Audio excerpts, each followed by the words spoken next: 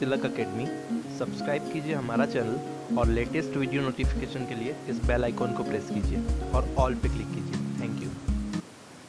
Hello friends, welcome back to our YouTube channel Tilak academy. आज का जो वीडियो होगा वो हमारा प्रैक्टिस पर होगा। जिस वीडियो में हम इस पर्टिकुलर वीडियो में हम लोग नाउन की प्रैक्टिस करेंगे। कि हमने पिछले वीडियोस में आपने देखा होगा कि नाउन के सारे रूल्स देख लिए थे एक एक करके कि क्या क्या रूल्स होते हैं, ठीक है। तो उन रूल्स के ऊपर जो जो क्वेश्चन आए हैं उनकी प्रैक्टिस करेंगे। अदरवाइज नाउन्स को लेकर भी डायरेक्टली क्वेश्चन पूछे जाते हैं जिसमें कोई रूल ऐसा कोई स्पेसिफिक नहीं लगता। आपको नाउन का पता होना चाहिए कि किस प्रकार का नाउन है और कैसे लगेगा, ठीक है। तो अल्टीमेटली उन सब क्वेश्चंस को भी हम डिस्कस करेंगे। तो ये पहला पार्ट होगा हमारा प्रैक्टिस वीडियो का। आइए स्टार्ट करते हैं हमारे पहले ऑब्जेक्टिव के साथ में। पहला ऑब्जेक्टिव स्क्रीन पे आ जाए। आ गया। What is it? So which of the following word is not collective noun. आपको बताना है कौन सा वर्ड इसमें से कलेक्टिव नाउन नहीं है। तो बताइए कलेक्टिव नाउन क्या होता है। कलेक्टिव नाउन ऐसे नाउन होते हैं जिनसे एक कुछ कलेक्शन का बोध होता है ना, कोई चीज़ का ग्रुप का बोध होता है। जैसे आर्मी की बात करें, कलेक्टिव नाउन है। आर्मी मतलब पूरी आर्मी, बहुत सारे लोग रहते हैं उसमें। जूरी, ये भी जूरी होगा। जज, ये जो कोर्ट वगैरह में जज के लिए यूज़ करते हैं, ठीक है। फिर हम बोलेंगे फैक्ट्री, तो फैक्ट्री वर्कर्स का ग्रुप में, फैक्ट्री में क्या रहते हैं, बहुत सारे वर्कर, तो ये भी कलेक्टिव नाउन है। क्रो कलेक्टिव नाउन नहीं है, ठीक है। सो अल्टीमेटली इसका आंसर क्या आएगा? क्रो। नेक्स्ट देखते हैं। तो कलेक्टिव नाउन नहीं बताना था आपको, कौन सा कलेक्टिव नाउन नहीं है, तो वहाँ क्रो आएगा, ठीक है। He gave me a bunch of, fill in the blanks. Pencil, grapes, फिर लिखा है ऑरेंज और देन चॉकलेट्स। ऑरेंज लिखा है, ठीक है।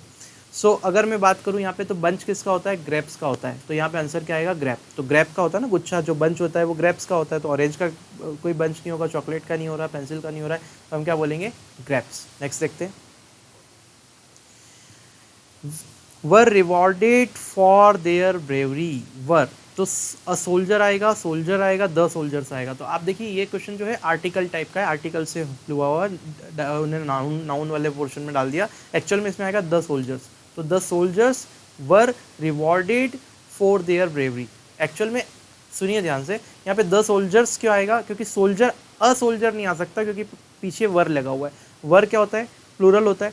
तो अ सोल्जर अगर मैंने लिख दिया वहाँ पे फिल इन द ब्लैंक्स में, तो वो सिंगुलर हो जाएगा। और सिंगुलर ऑब्जेक्ट के साथ में plural verb, sorry singular subject के साथ में आप प्लूरल वर्ब कैसे यूज़ करोगे? नहीं कर सकते ना। तो हमने बोला अ सोल्जर तो आ नहीं सकता, सोल्जर भी नहीं आ सकता क्योंकि ये भी सिंगुलर है। फिर सोल्जर्स आ सकता है, तो यहाँ पे द सोल्जर्स आ रहा है, तो हम क्या करेंगे? द सोल्जर्स वाला ऑप्शन लगा देंगे, ठीक है। नन ऑफ दिस तो होगा नहीं। He was asked in the court to fill in the blanks his statement. अब उससे कोर्ट में पूछा गया फिल इन द ब्लैंक्स उसके स्टेटमेंट के लिए कैसे क्या किया गया। तो एक्यूज आएगा, चेंज आएगा, जस्टिफाई आएगा और थिंक आएगा। तो आप देखिए कोर्ट में जाते हो, स्टेटमेंट की बात होती है, तो वहाँ पे क्या लगता है? जस्टिफाई। उसको जस्टिफाई करने को बोलेगा ना स्टेटमेंट को, है ना। एक्यूज तो होगा नहीं, चेंज भी करने को नहीं बोलेगा, उसके सोचने थिंक करने को भी नहीं बोलेगा, ठीक है। तो अल्टीमेटली क्या हुआ? He was asked in the court to justify his statement. तो टू जस्टिफाई आएगा। नेक्स्ट देखते हैं। यहाँ पे आपको एरर बतानी है, कौन से पार्ट में एरर है। देखिए फर्स्ट में आप पढ़ेंगे तो disease of the soul are more dangerous than those of the body. जो आत्मा की डिजीज होती है वो ज़्यादा घातक है किससे? शारीरिक डिजीज से, बीमारी से। तो यहाँ पे लिखा है disease of the soul are more dangerous than the those of the body. तो आप देखेंगे डिजीज जो यहाँ पे है, डिजीज यहाँ पे जो लिखा हुआ है वो सिंगुलर की बात हो रही है ना। डिजीज का मतलब सिंगुलर है, डिजीजेस तो है नहीं वहाँ पे, है ना, प्लूरल तो है नहीं। तो डिजीज अगर सिंगुलर है तो आप मुझे बताइए नीचे वाला बी वाला जो पोर्शन है, बी वाला जो ऑप्शन है, उसमें आर कैसे आ सकता है? उसमें तो इज आना चाहिए। Disease of the soul is more dangerous than those of the body. तो यहाँ पे इज आएगा, यानी कि बी वाले पोर्शन में आपकी गलती है, ठीक है। तो आपको ये पकड़ते आना चाहिए कि सिंगुलर नाउन है तो उसके साथ में सिंगुलर वर्ब का यूज होगा, प्लूरल नाउन है तो उसके साथ में प्लूरल वर्ब का यूज होगा, है ना। और नाउन को भी सिंगुलर और प्लूरल बनाया जा सकता है वर्ब के अकॉर्डिंग, ठीक है। तो अल्टीमेटली हम देख लेंगे, वो हमने सारे रूल्स देखे ही हैं कि कैसे हम करते हैं चीज़ों को और कहाँ कहाँ हमको ध्यान रखने की ज़रूरत है। वो रूल्स में मैंने आपको बता दिया। बाकी जो चीज़ें सीखने की ज़रूरत है वो ऑब्जेक्टिव से आप सीख जाएंगे। चलिए देखते हैं। तो अल्टीमेटली इसमें भी आपको एरर बताना है। क्या बोल के रखा है? People who lives in glass houses should not throw stones at others. People who leaves. अब देखिए लीव्स लिखने की क्या ज़रूरत थी इसको, महाशय को? पीपल की बात हो रही है तो पीपल क्या है? मैंने आपको बताया था पीपल होता है प्लूरल, और प्लूरल अगर है तो उसके साथ में वर्ब भी प्लूरल होना चाहिए। और वर्ब की अगर बात करें तो वर्ब जो होती है ना वो हमेशा प्लूरल होती है। वर्ब के साथ उल्टा कार्यक्रम चलता है, जरा समझ लो ध्यान से। जैसे मैंने बोला आप ये लीव वाला ही ले लेते हैं, है ना, तो यहाँ पे मेरे पास में वर्ब क्या है, लीव। लेकिन ये लीव जो वर्ब है इसको अगर मैं LIVES कर दूं तो ये वर्ब जो होगा वो सिंगुलर बन जाएगा और ये जो है प्लूरल है। तो मैं आपको ये बताना चाह रहा हूँ कि वर्ब के साथ में उल्टा सिस्टम है, मतलब जो वर्ब्स होती है वो हमेशा ऑलरेडी प्लूरल फॉर्म में होती है, उनको सिंगुलर बनाया जाता है SEIS लगा के, ठीक है। जैसे मैंने लिखा प्ले, तो प्ले का मतलब होता है खेलना। अब ये प्ले जो वर्ब है ये प्लूरल वर्ब है, ये वर्ब कैसी है, प्लूरल वर्ब है, वर्ब हमेशा प्लूरल फॉर्म में ही रहती है। तो हमने जैसे बोला, एक सेंटेंस में लिखता हूँ वी प्ले क्रिकेट, इसका मतलब हम क्रिकेट खेलते हैं, कोई दिक्कत नहीं।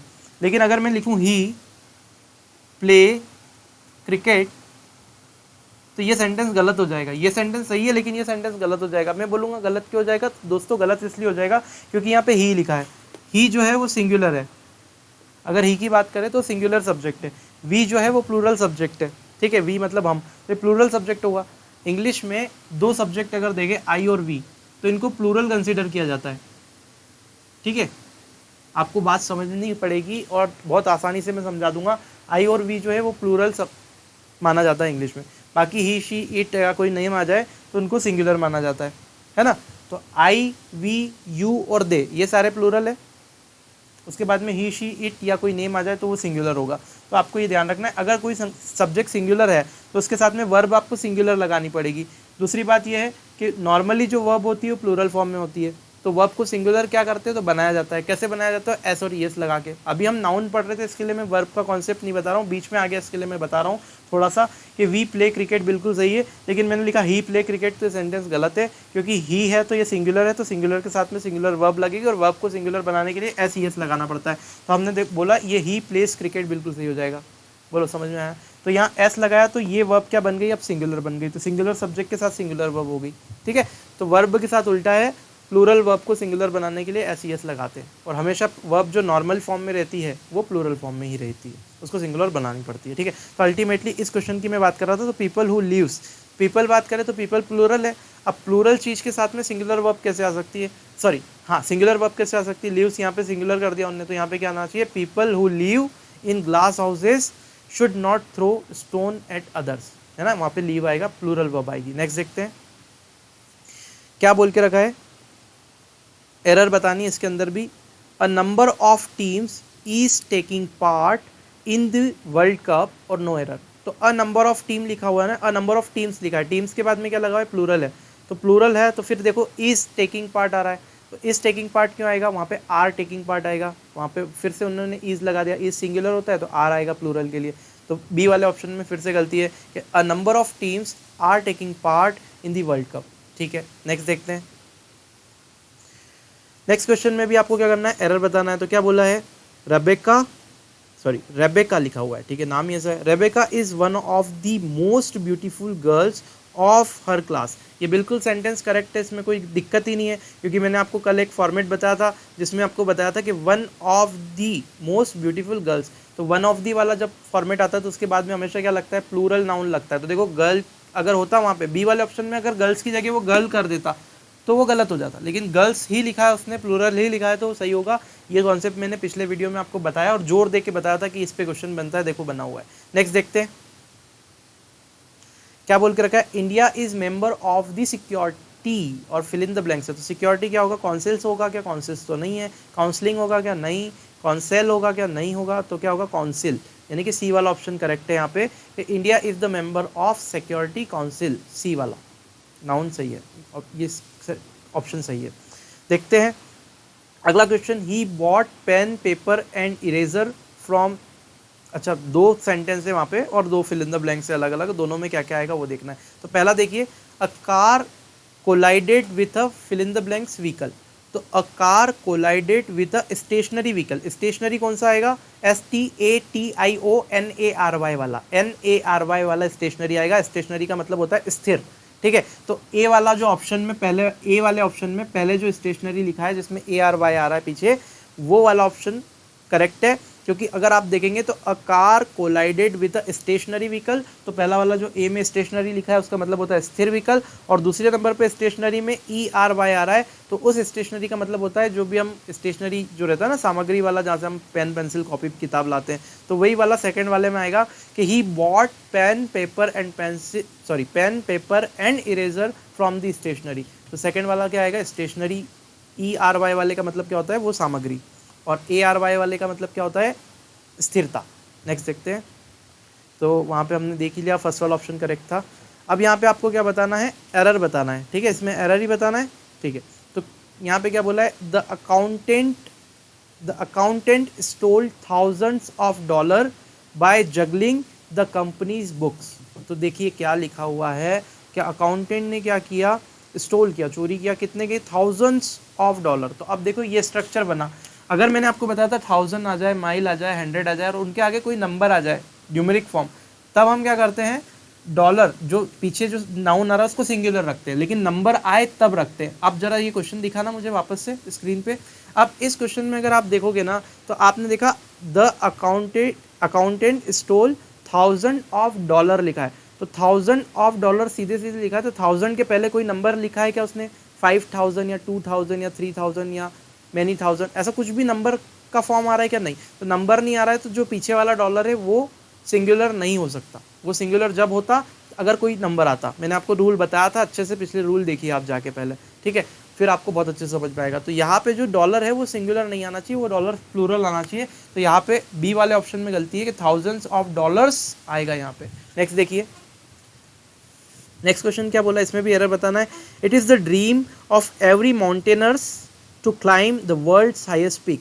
ये ड्रीम होता है हर एक माउंटेनर का कि वर्ल्ड के हाईएस्ट पीक को क्लाइम करे। एक्चुअल में यहाँ पे क्या हो रहा है, माउंटेनर्स लिखा हुआ है, और माउंटेनर्स के पहले आप देखेंगे तो एवरी लगा हुआ है। अब मैंने बताया था एवरी के बाद में, ईच के बाद में, इनके बाद में सिंगुलर नाउन आता है। आप देखिए माउंटेनर्स कहीं से कहीं तक आपको प्लूरल सिंगुलर नाउन दिख रहा है क्या, कल कितनी बार चिल्ला चिल्ला के मैंने गले फाड़ फाड़ के बताया था कि ये वाला जो रूल है ये इंपॉर्टेंट है। आप देखिए यहाँ पे इसके बाद में हमेशा सिंगुलर नाउन आता है, तो यहाँ पे प्लूरल लगा हुआ है, तो ये गलत हो गया ना, तो ये गलत है, सीधे हटा देंगे हम लोग। तो ऐसी छोटी छोटी, देखो एग्जाम में जब आप एग्जाम देने जाओगे ना, और जब ये एरर के क्वेश्चन आएंगे तो इतनी छोटी छोटी चीज़ पकड़ में नहीं आती, उनकी प्रैक्टिस करनी पड़ती है। अब मैं आपको रूल बता सकता हूँ, मैं आपको 50-50 क्वेश्चन लिख के थोड़ी प्रैक्टिस करवा सकता हूँ यार यहाँ पे, तो आपको प्रैक्टिस करना पड़ेगी। मैं सिर्फ आपके हित के लिए बात कर रहा हूँ कि आप ज़्यादा से ज़्यादा प्रैक्टिस करिए, तो ये सारी चीज़ें आपको धीरे धीरे देखते देखते पकड़ में आने लगेगी कि हाँ यहाँ गलती, यहाँ गलती, यहाँ गलती, यहाँ गलती है।